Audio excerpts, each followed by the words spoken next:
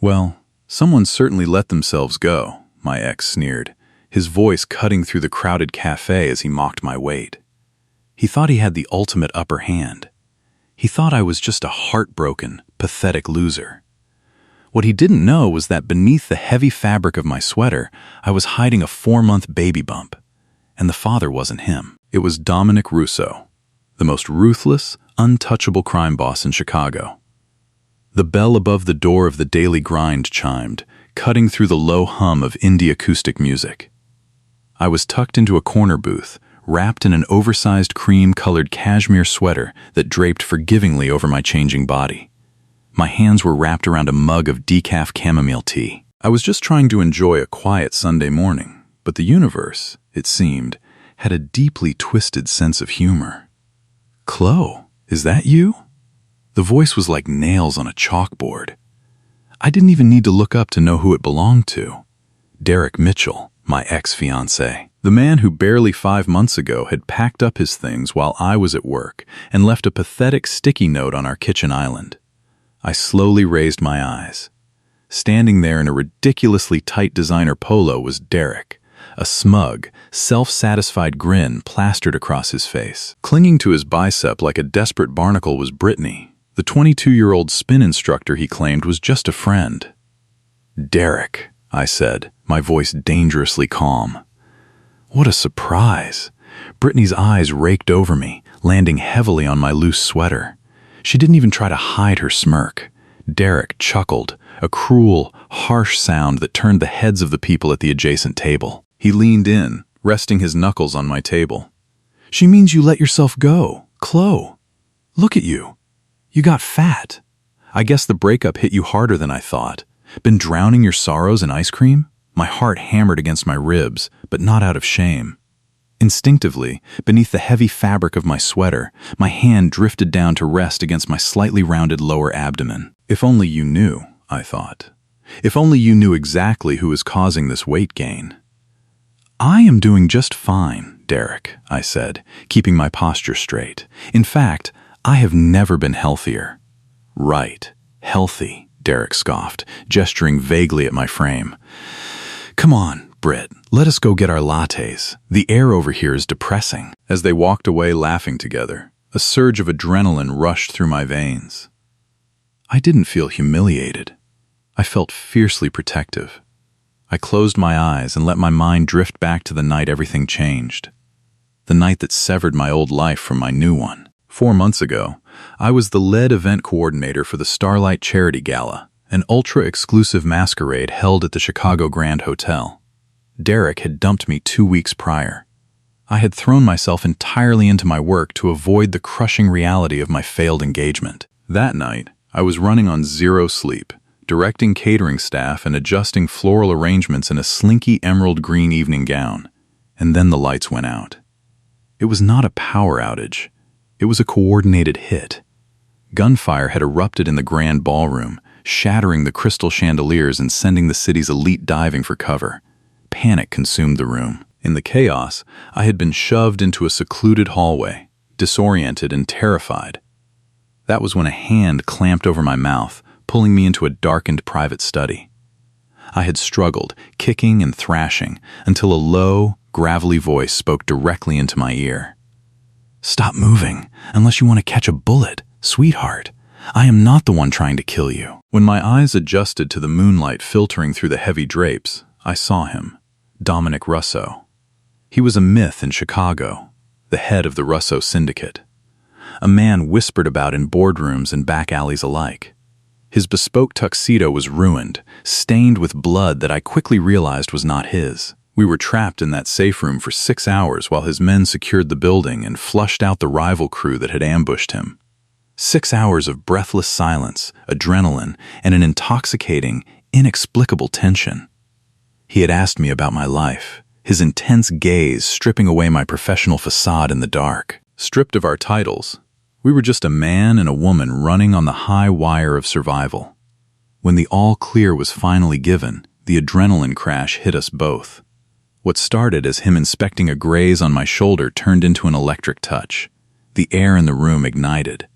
It was dangerous, reckless, and completely out of character for me. but the sheer magnetism between us was undeniable. For one night, I let go of Derek's rejection. I let go of the rules.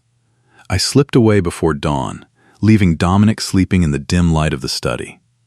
I never intended to see him again. It was a moment of madness born from trauma and adrenaline, until the morning sickness started. I left the coffee shop with a bitter taste in my mouth, the rain beginning to mist over the gray sidewalks. I pulled up the collar of my coat and hurried toward the subway station. After discovering I was pregnant with a mob boss's child, I had quit my high-profile event planning job. It was too public, too exposed. If Dominic Russo's enemies found out about me, I would be leverage. Worse, if Dominic found out, I had no idea what he would do. Men like him didn't just have children. They had heirs. They controlled everything.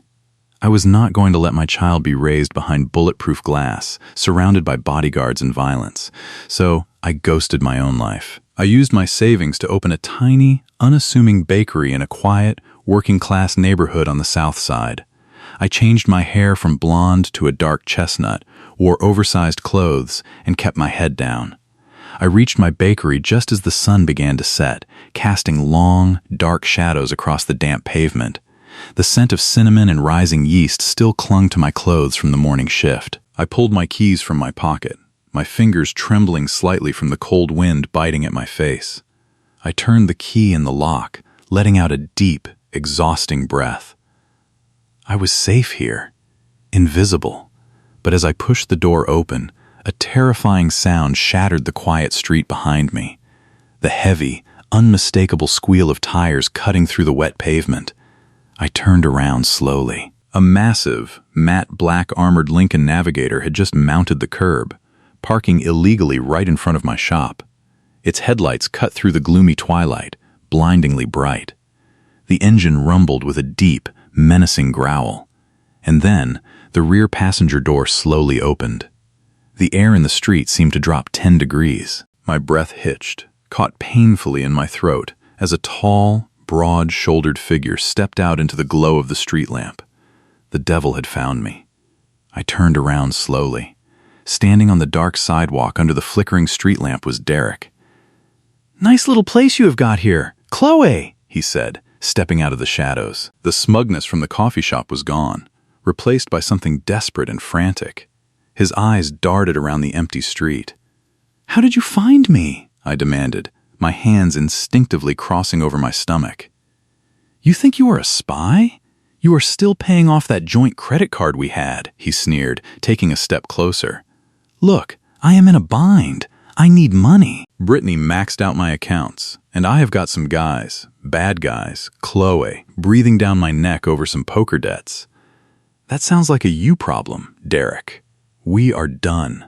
Leave." I turned to unlock the door again, to retreat inside, but his hand shot out, grabbing my wrist with a painful grip. "Do not turn your back on me," he snarled, his mask completely slipping. "You owe me." "I wasted 3 years of my life with you." My heart hammered in my throat as I tried to pull away. "Let go of me, Derek, or I will scream. Who is going to hear you?" "You are in the slums," he jerked me closer.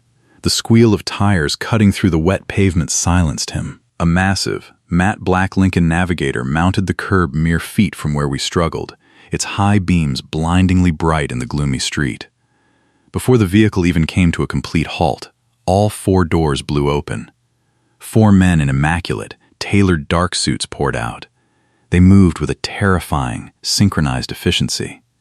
There were no shouts, no chaotic brawling, just the lethal silence of professionals. Derek froze.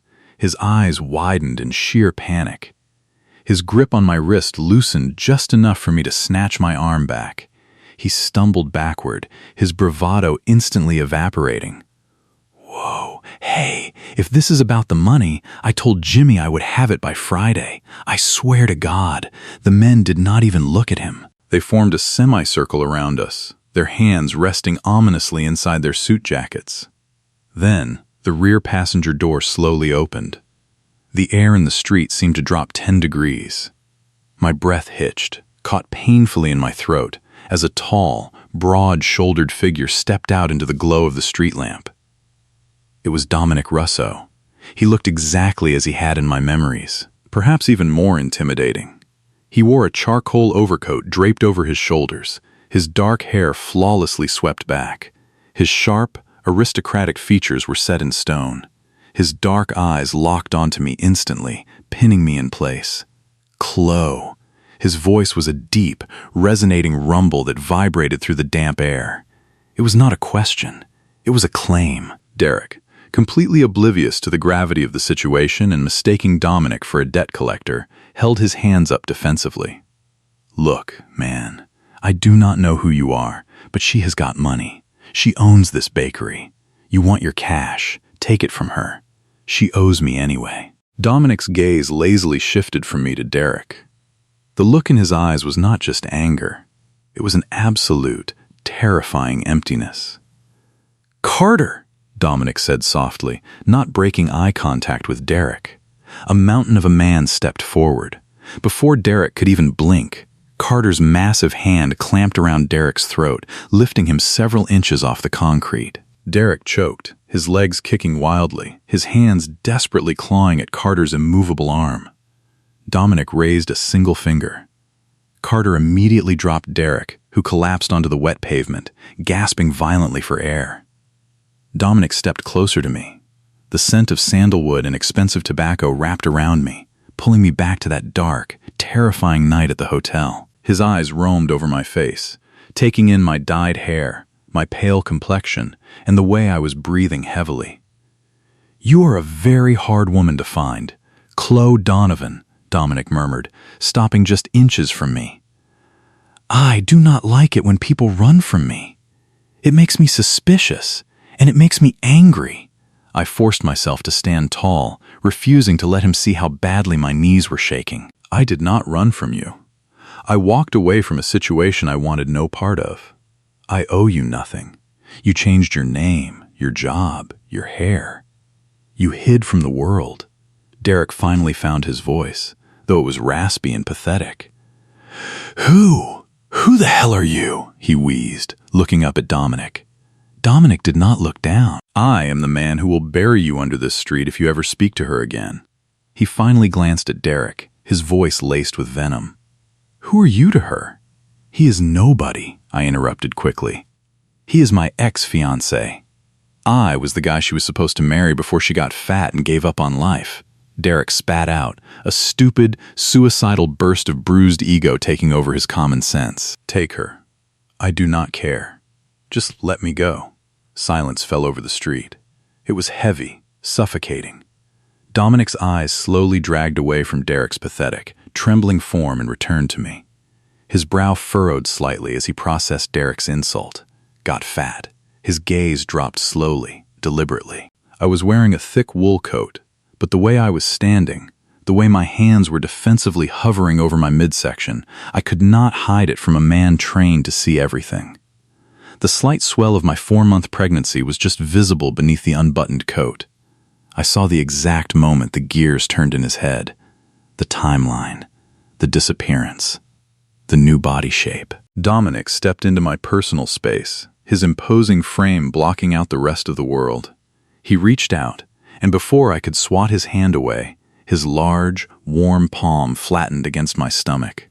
I gasped, my heart stopping. Dominic's breath caught. He looked up at me, his dark eyes wide, a storm of realization, shock, and sudden fierce possessiveness raging within them. Tell me I am wrong, he whispered, his voice trembling for the first time since I had met him. Tell me this is not what I think it is. I looked into the eyes of the most dangerous man in Chicago, the father of my child, and I could not lie. The truth was out. The shadow I had hidden in was gone. You are not wrong, I whispered back. Behind him, Derek, still on the ground, let out a confused, high-pitched laugh. Wait, what? You are pregnant? Whose is it? Dominic slowly turned his head to look at Derek. The shock in his eyes vanished, replaced by a terrifying, murderous calm. He pulled a suppressed pistol from his coat, pointing it directly at Derek's head without even blinking. It is mine, Dominic said coldly. And if you ever insult the mother of my heir again, I will mount your head on my desk. The heavy thud of the doors locking echoed with a frightening finality, sealing me inside the armored SUV. Outside the tinted, bulletproof windows, the rain-slicked streets of my quiet neighborhood blurred into the distance.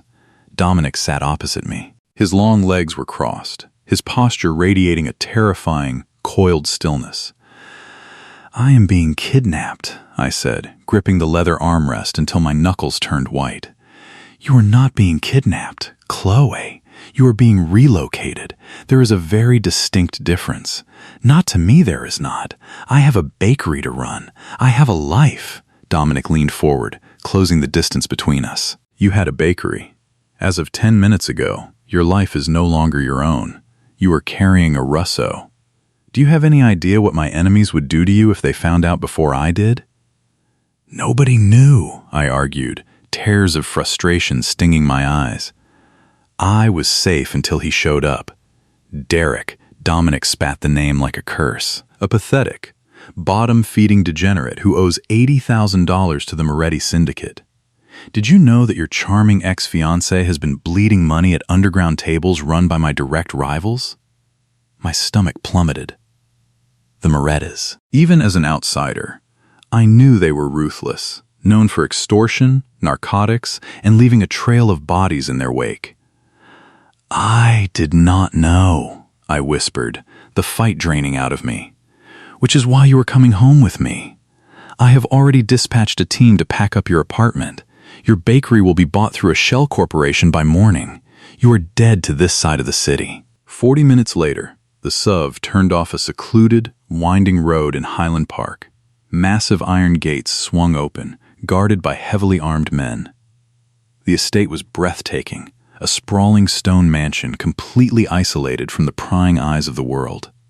Dominic escorted me inside. "This is your home now," Dominic announced, turning to me, his tone shifting into the absolute authority of a commanding officer. "There are rules, Chloe. I expect them to be followed without question." I crossed my arms, refusing to cower. "Let us hear the terms of my imprisonment, then." A ghost of a smirk played on his lips. "Rule 1. You do not leave the estate without Carter or myself, ever. Rule 2. Your personal cell phone is gone. Rule 3. You will be seen by my private doctor. I will deliver this baby in a secured wing." "I am not an incubator, Dominic," I said, my voice trembling but defiant. "I am a person, and this is my baby." Dominic's eyes darkened, turning almost pitch black. He reached out, his warm fingers gently cupping my chin, forcing me to look up into his intense gaze. "This is our baby, Chloe," he murmured, his thumb brushing over my lower lip, sending a shocking jolt of electricity down my spine. "And you are the mother of my child. In this world, that makes you a queen. You are not my prisoner. You are my priority. And I will burn Chicago to the ground before I let anyone take you from me." 2 weeks passed inside the gilded cage of the Highland Park estate. True to his word, Dominic had erased my old life. The bakery was sold, my apartment emptied, and my identity scrubbed from the grid. I spent my days wandering the sprawling gardens, reading in the mahogany-paneled library, and eating nutrient-dense meals prepared by a private Michelin star chef. But it was stifling. I felt like a porcelain doll kept on a high shelf. Dominic, however, was a constant, brooding presence. Despite running a multi-million-dollar criminal empire, he made sure he was home every evening. The silent tension between us was thick enough to cut with a knife. There was anger, yes, but beneath it thrummed an undeniable, magnetic attraction that mirrored that dark night at the hotel. I refused to simply be a pampered incubator for the Russo bloodline. My mind, trained to manage massive, high-stakes logistics, craved a challenge. One rainy Tuesday afternoon, while Dominic was out dealing with a crisis at the docks, I slipped past my security detail and entered his private study. The room smelled of rich tobacco, ancient paper, and him. My eyes landed on a stack of leather-bound ledgers left carelessly on the edge of his massive oak desk. They were the financial records for the Russo Foundation, the supposed philanthropic arm of his empire. Curiosity consumed me. I opened the first ledger. Within 30 minutes, my blood ran cold. I was not a criminal, but I knew numbers. I knew how money moved. Dominic's accountants were laundering millions of dollars through a network of outdated shell corporations. It was sloppy. There was a glaring, fatal flaw in their property acquisition records on the south side. The paper trail did not dissolve. It looped right back to a holding company with direct ties to his top enforcers. If a clever forensic accountant at the Federal Bureau of Investigation pulled just one string, the entire Russo syndicate would unravel in a matter of months. The heavy oak door clicked open. Dominic stepped into the study, bringing with him the chill of the autumn wind. He froze when he saw me sitting in his leather chair, the ledgers spread out before me. His eyes darkened, a dangerous shadow crossing his sharp features. "Those are not for your eyes, Chloe," he said, his voice dangerously soft, closing the door behind him. I did not flinch. I stood up, picking up a red pen, and circled a massive discrepancy on the page. Then, I threw the heavy ledger directly onto the center of the desk. It landed with a loud smack. "Your accountants are going to get you locked in a federal penitentiary for the rest of your life," I stated coldly. Dominic halted mid-stride. The anger in his eyes flickered, replaced by pure, unfiltered shock. "Excuse me?" "Look at the real estate acquisitions from the past 6 months," I said, pointing at the numbers, the event coordinator inside me taking absolute control. "You were pushing $20 million through the foundation, pretending it is charity, but the contractors you hired for the youth centers are registered to the exact same addresses as your underground casinos. It is a closed loop, Dominic. A child could trace this back to you. You are handing the government a map to your front door." Dominic walked slowly toward the desk. He did not look at the ledger. He looked at me. His towering frame was so close I could feel the heat radiating from his chest. "And what?" he murmured, his deep voice vibrating in the quiet room. "Does a baker know about laundering syndication money?" I was not always a baker. I shot back, tilting my chin up to meet his intense gaze. I orchestrated $50 million charity galas for the most powerful politicians in Chicago. I know how to make dirty money look immaculate. You need to dissolve these shell corporations immediately. You buy prime commercial real estate along the magnificent mile through blind trusts, and you establish legitimate, heavily publicized community centers. You make the Russo name a pillar of the community. You make yourself politically untouchable. Silence descended upon the study. It was a heavy, charged silence. I watched the gears turn behind his pitch black eyes. I expected fury. I expected him to remind me of my place. Instead, a slow, dangerous, utterly captivated smile spread across his face. Dominic reached out, his warm, rough hands gripping my waist, pulling my body flush against his. My breath caught as the hard planes of his chest pressed against my soft sweater. "I thought I brought home a mother for my child," Dominic whispered, his gaze dropping to my lips before rising to scorch my soul. I did not realize I kidnapped a queen. The shift in the air was absolute. He was no longer looking at me as a possession to be protected. He was looking at me as an equal. The sheer intensity of his worship was intoxicating. He leaned down, his lips brushing against my ear, sending a fierce shiver down my spine. "The foundation is yours, Chloe. Tear it down, rebuild it, rule it." That evening, the dynamic between us had irreversibly changed. To celebrate our new, dangerous partnership, Dominic ordered a private dinner to be served in the estate's glass-walled conservatory. The room was softly lit by candlelight, surrounded by rare, exotic orchids. Outside the reinforced glass, a vicious thunderstorm raged, rain lashing against the panes. I wore a sleek, dark silk maternity dress that hugged my growing curves. Dominic sat across from me, a glass of amber bourbon in his hand. He could not take his eyes off me. Every look was a caress, every word a promise of absolute devotion. "You look breathtaking," he murmured, reaching across the table to trace the back of my hand with his thumb. For the first time in months, I felt a genuine smile touch my lips. "And you look like a man who just realized his empire is being run by a pregnant woman." Dominic chuckled, a rich, warm sound that made my heart flutter traitorously. He stood up, walking around the table, his eyes burning with a fierce, possessive heat.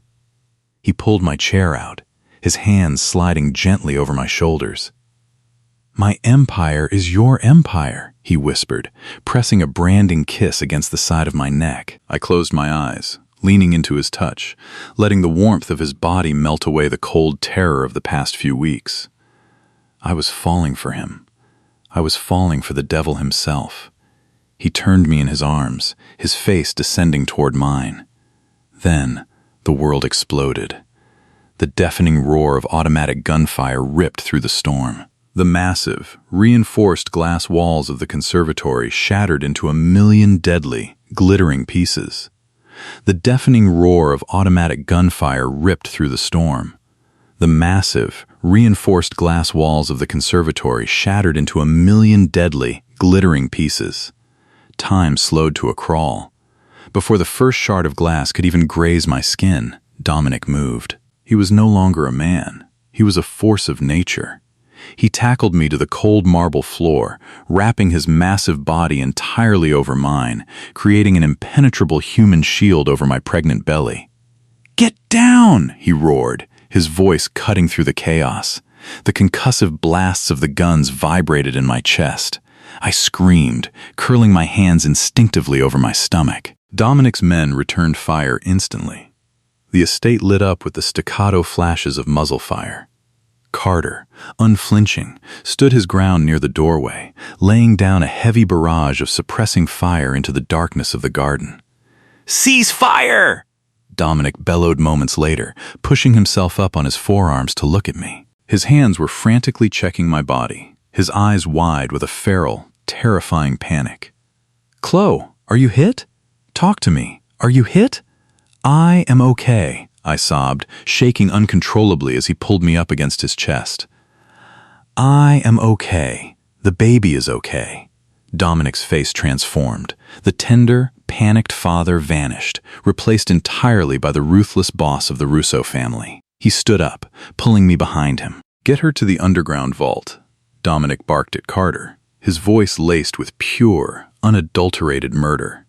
The vault was a subterranean fortress beneath the estate, built to withstand a military siege.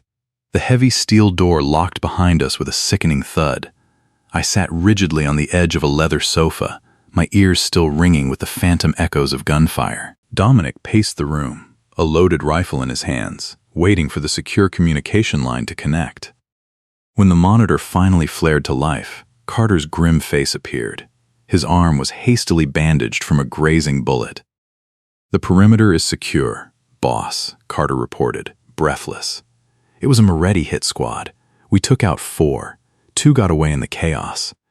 But that is not the worst of it. "Spit it out, Carter," Dominic demanded. His jaw clenched so tightly I thought it might shatter.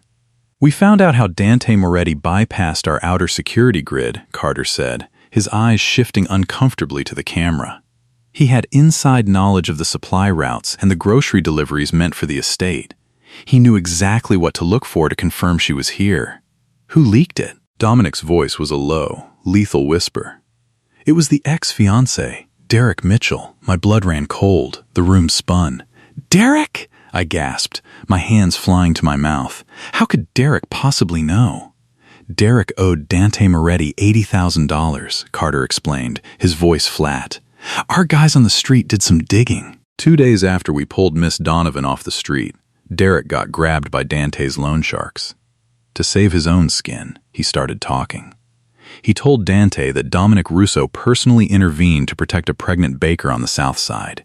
He sold her out to pay off his poker debt. I felt the blood drain entirely from my face.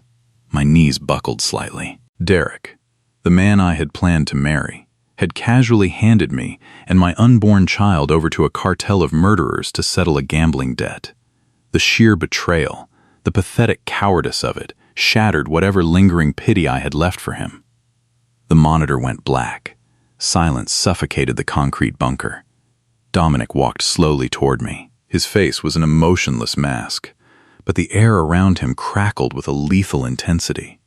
He knelt in front of me, taking my trembling hands in his large, steady ones. "Look at me, Chloe," he commanded softly. I dragged my eyes up to meet his.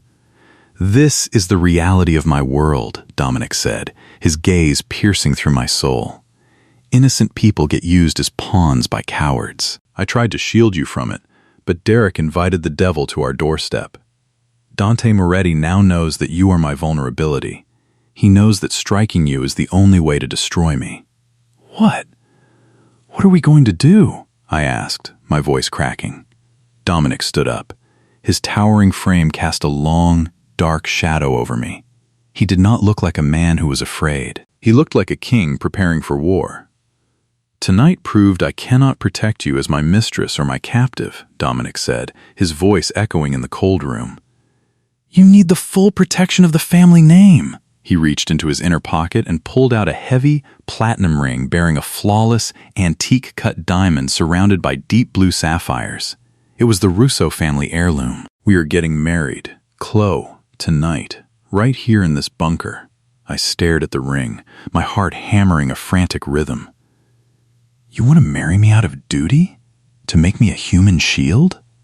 Dominic closed the distance, grabbing my face in his hands, his thumbs brushing away my tears. His eyes burned with a terrifying, beautiful obsession. "I am marrying you because you are mine," he growled fiercely, his forehead resting against mine. "I take you as my wife, my equal, and the mother of my heir. I vow that no shadow will ever touch you. I vow that anyone who attempts to bring you harm will cease to exist. Become my wife, Chloe, and I will burn Chicago to the ashes for you." There were no white flowers. There was no soft music. There was only the smell of gunpowder, the cold concrete walls, and the undeniable truth that I belonged to this man. I looked at the devil who had kidnapped me to save me, the man who was about to go to war because a coward had put a target on my back. I stopped running. "Put the ring on my finger, Dominic," I whispered, my voice steady, "and let us destroy them." The heavy steel door of the underground vault remained sealed, but the air inside was thick with the suffocating scent of impending violence. Dominic stood at the center of the room, a loaded assault rifle gripped tightly in his hands. His eyes were pitch black, completely consumed by the wrath of a man who had almost lost his entire world. "Carter," Dominic barked, his voice vibrating off the cold concrete walls. "Pull every soldier we have from the docks and the warehouses. I want a perimeter around the West Loop in 30 minutes. We hit every single Moretti operation tonight. We leave no survivors." Carter nodded grimly, reaching for his encrypted radio. "Yes, boss. It will be a bloodbath." "Wait," I said. My voice was quiet, but it echoed clearly in the bunker. Both men stopped and turned to look at me. I was still wearing the dark silk maternity dress, the heavy platinum and sapphire ring cold against my finger. My hands were trembling, but my mind was crystal clear. The terror that had paralyzed me during the shootout was completely gone, burned away by a sudden, freezing rage. "If you send your men into the streets blindly, Dante Moretti will be waiting," I said, stepping away from the leather sofa and walking toward the tactical table in the center of the room. "He used a coward to find our weakness. He is expecting a frontal assault. He wants you to act on pure anger. If you do, you will walk right into a trap, and your men will bleed for it." Dominic lowered his weapon slightly. The murderous fog in his eyes parted just enough for him to see me. "He tried to kill you, Chloe. He aimed at my unborn child. I am not going to sit here and play defensive games." "We are not playing defense," I replied smoothly, my eyes locking onto the digital map spread across the tactical screen. "We are going to cut off the head of the snake, but we do it my way. Carter, pull up Derek's gambling debts and the addresses of Dante Moretti's shell companies." Carter hesitated for a fraction of a second, his eyes darting to Dominic. Dominic gave a slow, deliberate nod. Within seconds, the screen populated with financial records, property deeds, and surveillance photos. I leaned over the table, my eyes scanning the data. For 3 years, I had orchestrated massive charity galas, coordinating thousands of moving parts, managing ruthless vendors, and predicting logistical failures before they happened.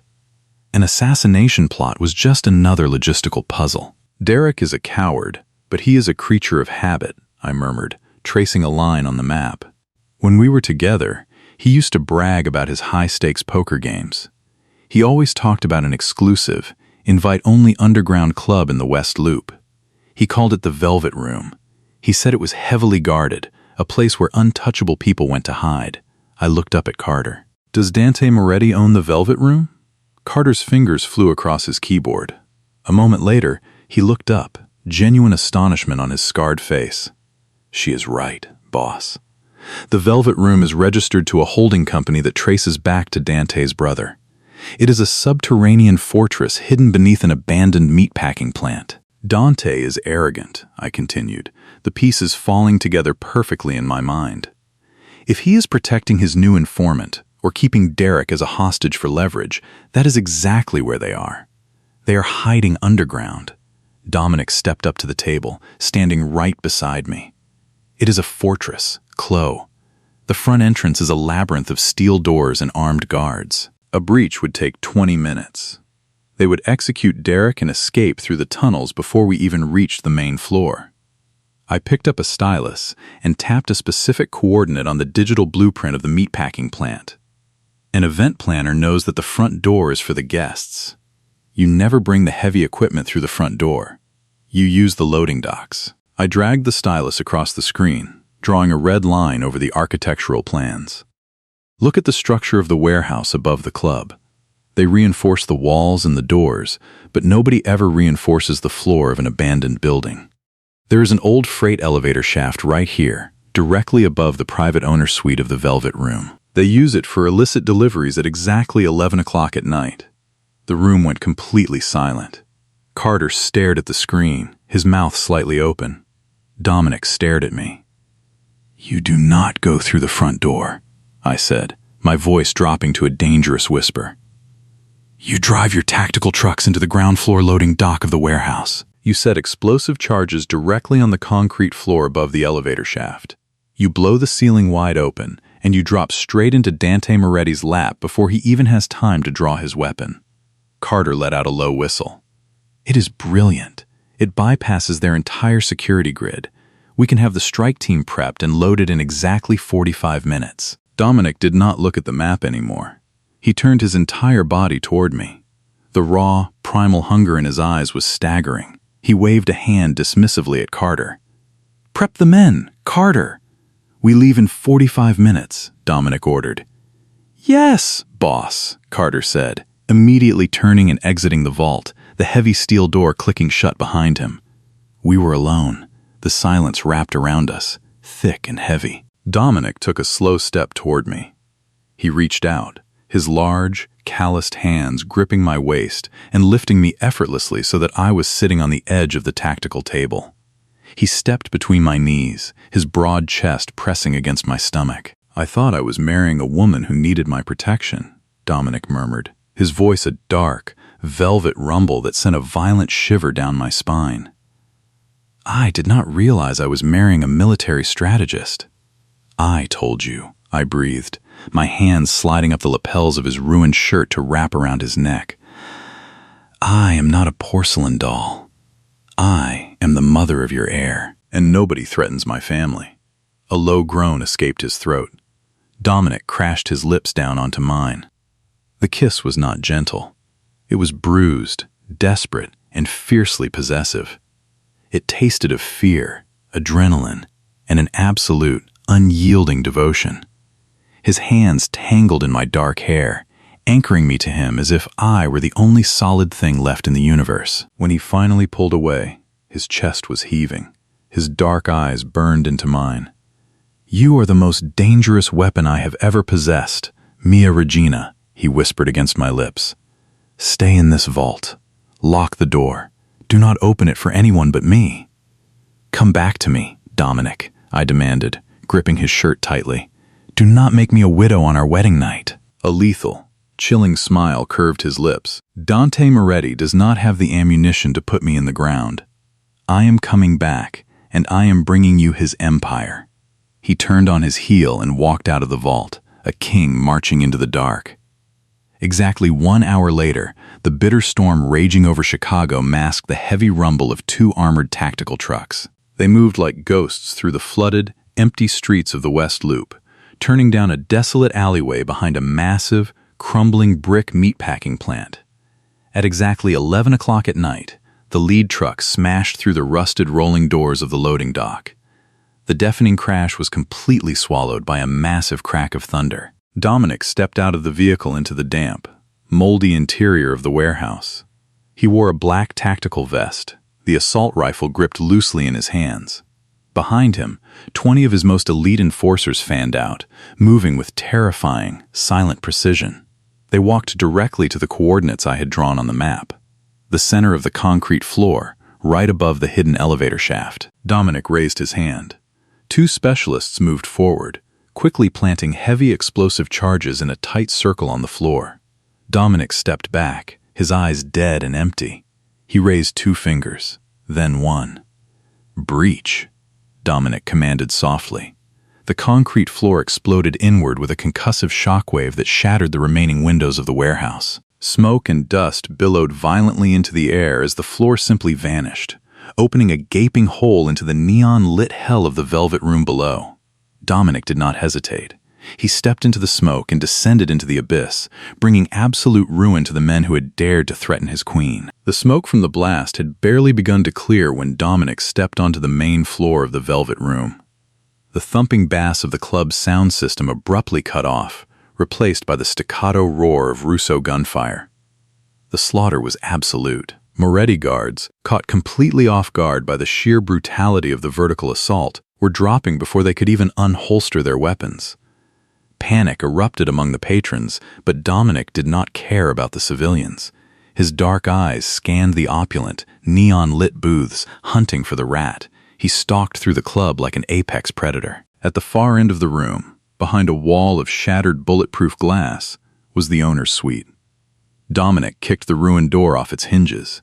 Inside, Dante Moretti was frantically shoving stacks of cash into a duffel bag, his face pale with terror, and cowering in the corner of the room, clutching his knees to his chest and sobbing uncontrollably, was Derek. Dante spun around, pulling a gold-plated revolver and aiming it directly at Dominic's chest.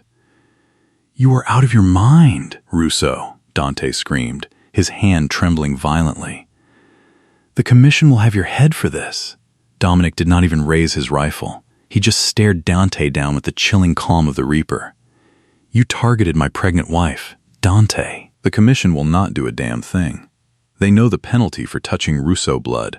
Realizing he was completely trapped, Dante's eyes darted around wildly. His gaze landed on Derek. Dante lunged, grabbing Derek by the collar of his cheap polo shirt and dragging him up, pressing the barrel of the gold revolver to Derek's temple. "Drop the gun, Dominic," Dante screamed, sweat pouring down his face. "Drop it, or I blow your wife's little informant all over the walls." "He is the father of her kid, right? The ex? You kill me, I kill him, and your wife hates you forever." Dominic tilted his head, a dark, mocking laugh escaping his lips.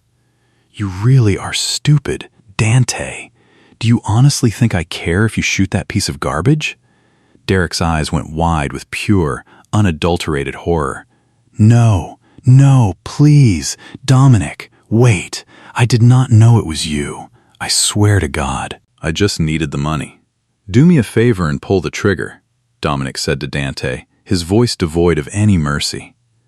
"Save me the bullet," Dante realized his leverage was entirely worthless. His hand shook.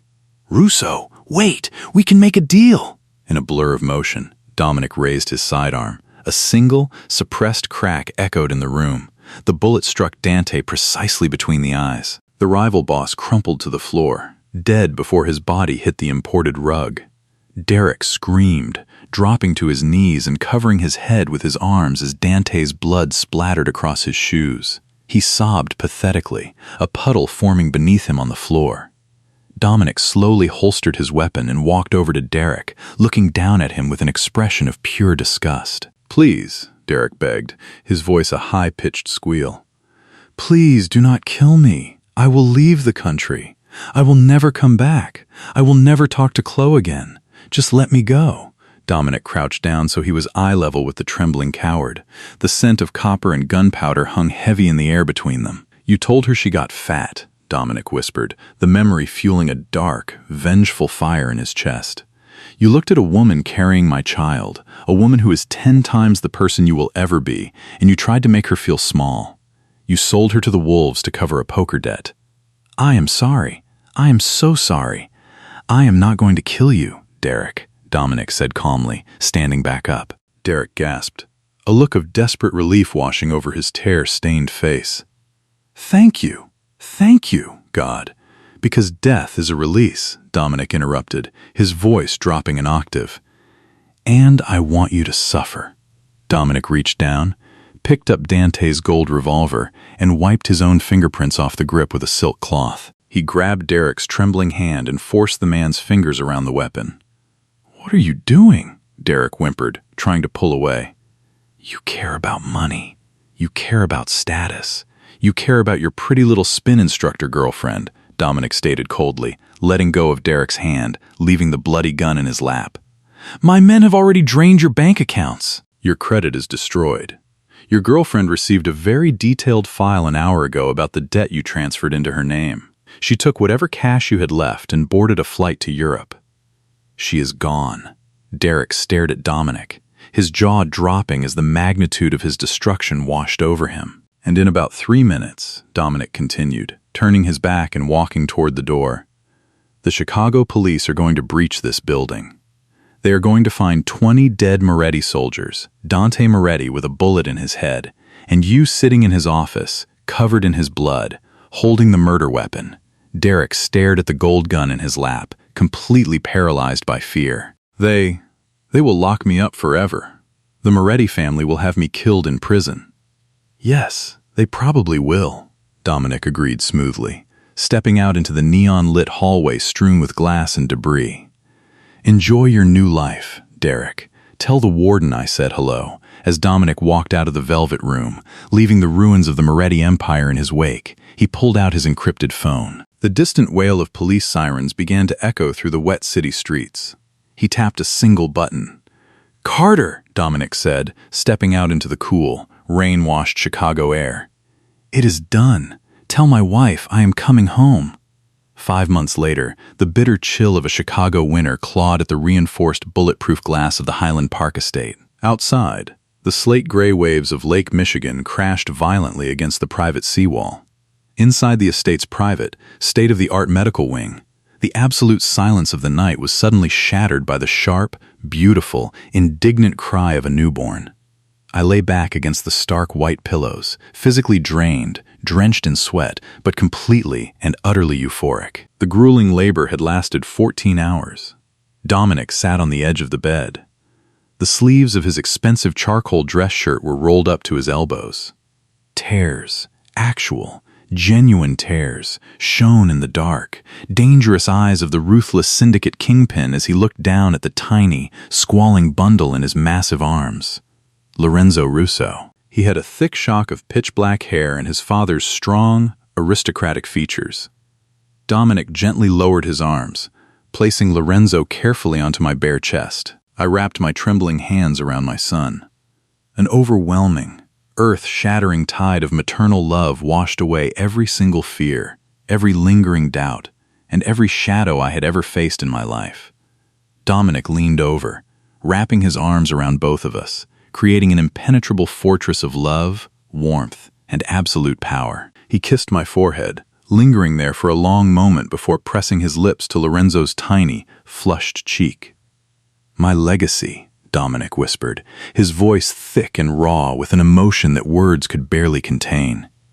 He lifted his head, locking his gaze with mine. The bond between us, forged in the crossfire of a gala, tested by ultimate betrayal, and sealed in the blood of our enemies, was unbreakable. Thank you, Chloe, for my life, for our son, for everything. I smiled softly, my heart fuller than I ever thought possible, and leaned up to kiss him. We built this together, Dominic. The empire is ours. 2 years later, in a place completely devoid of light and warmth, the reality of that empire was broadcast to the world. 100 miles away from the Highland Park estate, deep inside the maximum security wing of the Stateville Correctional Center, Derek Mitchell sat on a thin, rigid mattress. The concrete walls of his cell were damp and suffocating. He wore a faded, oversized orange prison jumpsuit. He looked hollowed out, aging 10 years in the span of 24 months. Mounted in the upper corner of the cell block was a small, ancient television set. The volume was barely a whisper, but the images flickering across the screen were crystal clear. It was a live local news broadcast covering the grand opening of the Russo Foundation's newest children's hospital in downtown Chicago. The camera panned across a massive, cheering crowd of politicians, local dignitaries, and journalists. And then, the camera zoomed in on the center of the stage. Derek walked slowly toward the steel bars of his cell, his hands gripping the cold metal, his eyes widening in pure, agonizing disbelief. Standing on the stage, radiant and impossibly powerful, was me. I wore a custom-tailored emerald silk gown that draped flawlessly over my figure. There was no trace of the tired, heartbroken girl he had dumped, nor the terrified baker he had tried to sell to the wolves. I looked like royalty. I was royalty. Standing right beside me, his hand resting possessively and proudly on the small of my back, was Dominic Russo. He wore a bespoke black suit, looking every inch the untouchable king of the city. And standing right in front of us, holding on to Dominic's hand, was a beautiful toddler with pitch-black hair, wearing a tiny suit that matched his father's. The news anchor's voice drifted out of the television speaker. Today marks a historic moment for Chicago, as Chairwoman Chloe Russo officially cuts the ribbon on the $1 billion medical center, entirely funded by the Russo family. Miss Russo, who has transformed the foundation into a global philanthropic powerhouse, stood proudly with her husband, Dominic, and their son, Lorenzo. On the screen, Dominic leaned down and whispered something in my ear. I threw my head back and laughed, a bright, genuine sound of pure joy. I grabbed a massive pair of golden scissors and cut the red ribbon. The crowd erupted into applause. In the dark, miserable confines of his cage, Derek's knees finally gave out. He collapsed onto the cold concrete floor. He buried his face in his trembling hands, a pathetic, gut-wrenching sob echoing against the stone walls. He had thrown away the woman on the screen because she had gained a few pounds. He had tried to ruin her, and in doing so, he had handed her the world, while securing his own place in hell. As the broadcast faded to a commercial break, Derek curled into a ball on the floor, completely broken, completely forgotten by the universe. I stood on that sunlit stage, looking out at the city that now belonged to my family. My husband held me close, our son laughing at his feet. I remembered the insults in the coffee shop. I remembered the terror in the alleyway. They say karma is a mirror, reflecting exactly what you put into the world. But I learned a different truth in the arms of a mafia king. The best revenge is not destroying your enemies with a bullet. It is not bleeding them dry. The best, most exquisite revenge is making them look up from the absolute bottom of a dark, hopeless pit as you rain flawlessly from the top of the world.